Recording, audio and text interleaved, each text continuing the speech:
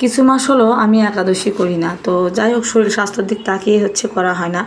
তো আজকে ছিল পাণ্ডব একাদশী, তো এই জন্যই থাকলাম, কারণ বছরে দুই একটা এরকম ভালো বড় একাদশী আসে, তো সেগুলো না থাকলে কিন্তু একদমই চলে না। তো যাই হোক নিজের মনের ভিতরে একদম কেমন ভালো লাগে না, খুঁতখুত করে। তো যাই হোক একাদশীর জন্য দেখো সব কিছু আমি এখানে রেডি করে নিচ্ছি।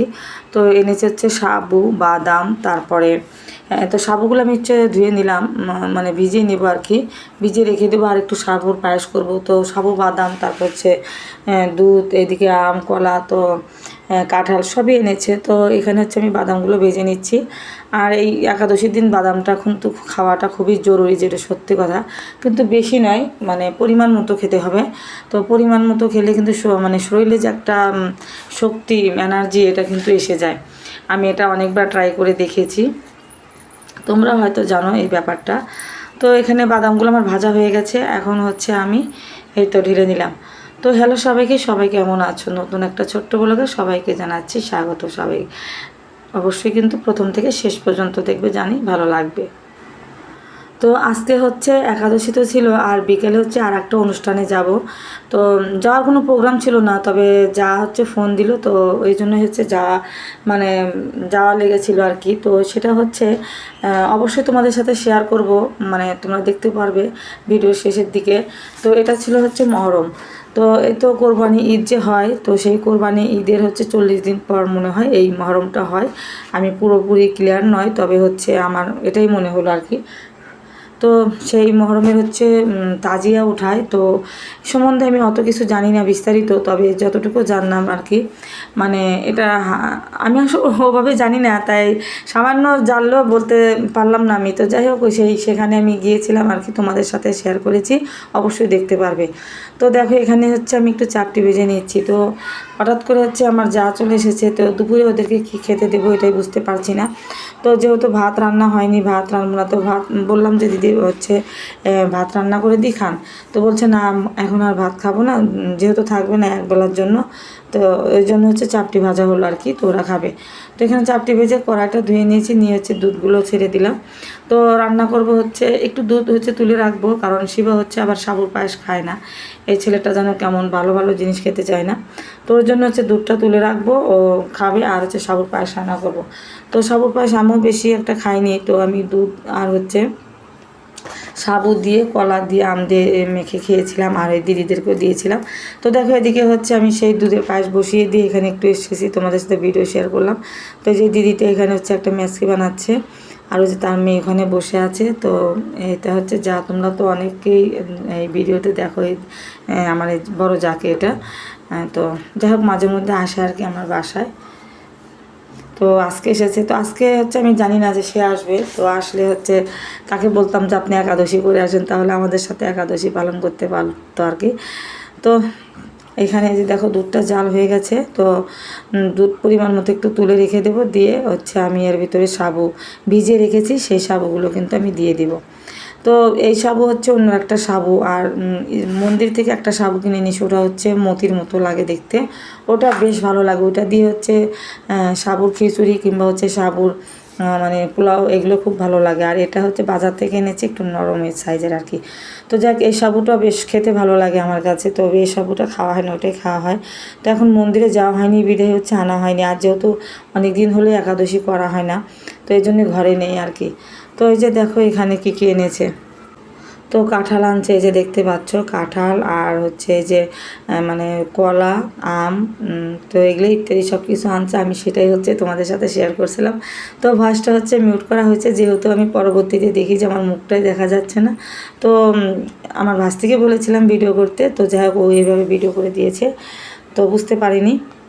তো এখানে কী কী রান্না করেছি সেটাই তোমাদের সাথে শেয়ার করছিলাম আর কি। এই যে, তো যাই হোক আজকে একাদশীটা মোটামুটি বেশ ভালোই হয়েছে। আর একাদশী থাকার আগেই যত ভাবনা চিন্তা, কিন্তু একাদশী থাকলে কিন্তু অতটা খারাপ লাগে না, ভালোই লাগে আর কি। আর যেহেতু খাওয়া হচ্ছে, তো আজকের একাদশীটা কিন্তু একদম নির্জলা ছিল, কিন্তু আমি নির্জলা করতে পারিনি, ফল খেয়েই করেছি আর কি। আর আমি যখন একাদশী করব তখন শিবা করবে, ওর বাবা করবে, আর আমি যখন না করি তো ওরা করে না। তো আজকে দেখো আমি একাদশী করেছি, ও আমার দেখে ওরাও করেছে।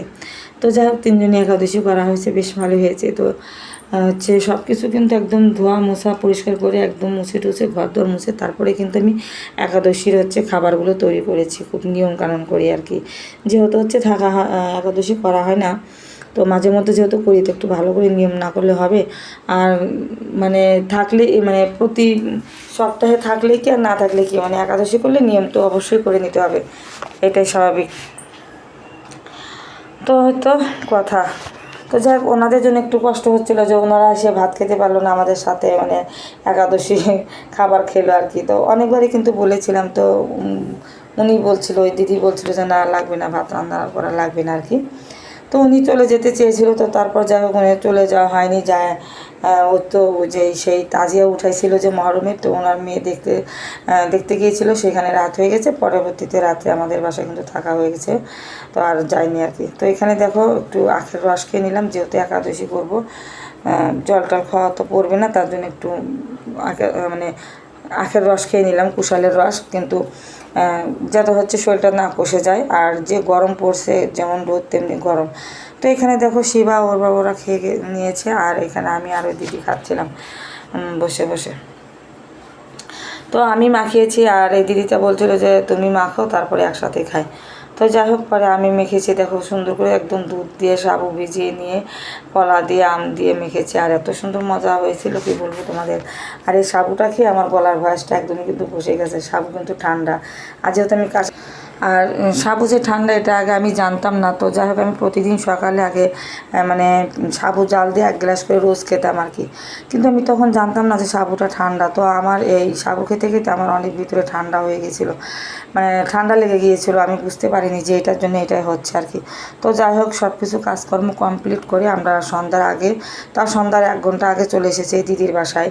তো এই দিদিকে দিয়ে কিছু কিছু জামা কাপড় বানানো হয়, আমি বানাই না, আমার জায়েরা বানায়। তো আমার কাছে দেয়, আমি বানাতে দিই, আমি নিয়ে যাই, যেহেতু আমার বাসার পাশেই। তো এখন দিদি একটু দূরে চলে এসেছে ভাড়া এই মাসে। তো যাই হোক, দিদিটা অনেক হচ্ছে অনেক অলসতা করে। দেখো আমরা চলে এসেছি, এতবার ফোন দিয়ে বলেছি, তারপরে বলছি যে আমরা আসতেছি, তারপর দেখো বানানো হয়নি, মাত্র বসে একটা বানালো। আর এই যা দেখো হাতের কাজ আমার যা আর সে মিলে করতেছে। তো দেখো জোর করে, উনিও তো একাদশী আছে, জোর করে আমাকে একটু আলু ভাজা আর হচ্ছে সাবুর মানে পোলাও দিল। তো খাবই না, জোর করে দিল। তো দেখো, তো খেয়ে নিচ্ছি, যেহেতু জোর করতেছে, এত জোর করলো কি বলবো। মানে ওনাকে হচ্ছে আমি টেনে ধরেছিলাম যে দিদি হচ্ছে দেওয়ার দরকার নেই, দেওয়ার দরকার নেই, তারপরে উনি মানলই না, আমাকে সেই নিয়ে এসে দিল। তো যাই হোক, প্রসাদ জিনিস অত অবহেলা করলাম না।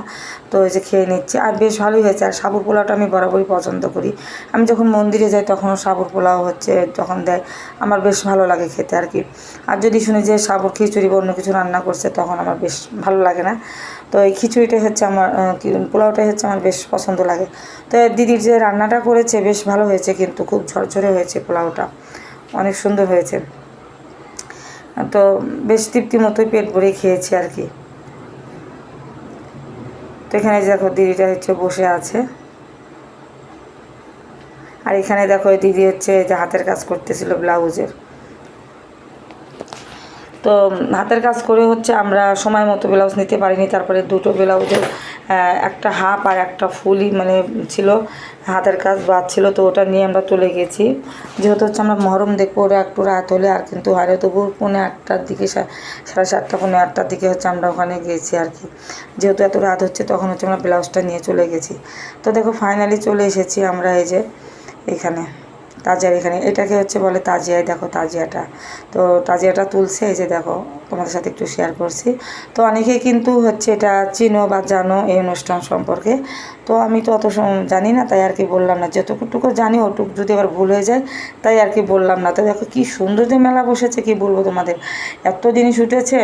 তো যাক, পুরো মেলা তোমাদের সাথে শেয়ার করা হয়নি, ঘুরে ঘুরে ওই দিক দিয়ে তো আরও অনেক অনেক কিছু উঠেছে, খুব সুন্দর সুন্দর জিনিস উঠেছে একদম, খুবই ভালো লাগছে। আর এখানে দেখো, এখানে হচ্ছে লাঠি খেলা হয়, সবাই লাঠি খেলে। আর এই লাঠি খেলাটা না অনেক মানে খুব জনপ্রিয় আর কি।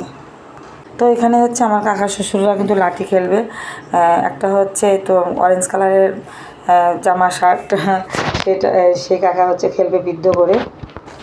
তো দেখো এটা যেন কি নিয়ে খেলছে, এটা হচ্ছে আমি চিনতে পারলাম না। তো আমি একটু দূর থেকে দেখছিলাম যে এরকম হচ্ছে জল জল করতেছিল, চিকচিক করতেছিল আর কি। তো আমি হচ্ছে এটা বুঝতে পারলাম না সিলভার কালারের। তো যাই হোক, এটা হচ্ছে খুব কিন্তু একদম মানে আমি ভাবছিলাম তো প্রথমে যে এত ধারালো কী জিনিসটা। তো এই যে এটা দেখো আমার কাকা শ্বশুর খেলতেছে এটা, এই যে দেখো তার কিন্তু পায়ে অনেক সমস্যা, তারপরে দেখো খেলতেছে। তো এইখানটা হচ্ছে আর একজন খেলতেছে, হচ্ছে এটা হচ্ছে সম্পর্কে কাকা শ্বশুর। তো দেখো খেলতেছে, এই যে। তো যাক, এই খেলাগুলো কিন্তু খুব কষ্টকর খেলা, আর সবাই কিন্তু এই লাঠি ঘোরানো খেলাটা পারে না। তো অনেক কষ্টকর খেলাটা। তো উনি মানে ওনারা হচ্ছে সবাই বয়স্ক মানুষই। তো বয়স্ক মানুষ হয়ে যে খেলছে, আর এরা হচ্ছে এই খেলার পারদর্শী, খুব পারদর্শী এরা এই খেলাগুলো। তো দেখো আমার কাকা শ্বশুরটা আবার খেলছে, মানে একবার খেলে আহস মেটেনি। তো আমি পুরোপুরি কিন্তু ভিডিওটা করিনি, একদমই অল্প করে ভিডিওটা করেছি আর কি। তো খুব সুন্দর করে খেলছে দেখো। তো এই ভিডিওটা হচ্ছে তারপরের দিন। তো দেখো আমার একটা ভাইয়া আমার জন্য হচ্ছে আম পাঠিয়েছে, এই যে পার্সেল করে। পার্সেল বলতে হচ্ছে কুরিয়ার করে, হোম ডেলিভারি করে। তো খুব খুশি হয়েছি, খাওয়াটাই বড় কিছু না, তো ভালোবেসে যে পাঠিয়েছে এটাই বড় কিছু। তো এই ভাইয়াকে দিয়ে পাঠিয়েছে। তো ঠিক আছে, আমার ছোট্ট ভিডিওটা তোমাদের কেমন লেগেছে অবশ্যই কমেন্ট করে জানাবে। ভালো লাগলে লাইক কমেন্ট শেয়ার করে পাশে থেকো, আর একটু সাবস্ক্রাইব করে পাশে থেকো। লাইক দিয়ে ভিডিওটা কন্টিনিউ করে নিও বন্ধুরা। যারা একদমই আমার ভিডিওতে নতুন অবশ্যই একটু সাবস্ক্রাইব করে পাশে থেকো। ভালো লাগলে অবশ্যই কমেন্ট করো। তো যাই হোক, কেন ভালো লাগবে না, অবশ্যই ভালো লাগবে। ভালো লাগার জন্য মানে এত কষ্ট করে ভিডিওগুলো বানাই শুধু তোমাদের জন্য। তো ঠিক আছে, নেক্সট ব্লগে দেখা হচ্ছে। সবাইকে জানাচ্ছি টাটা।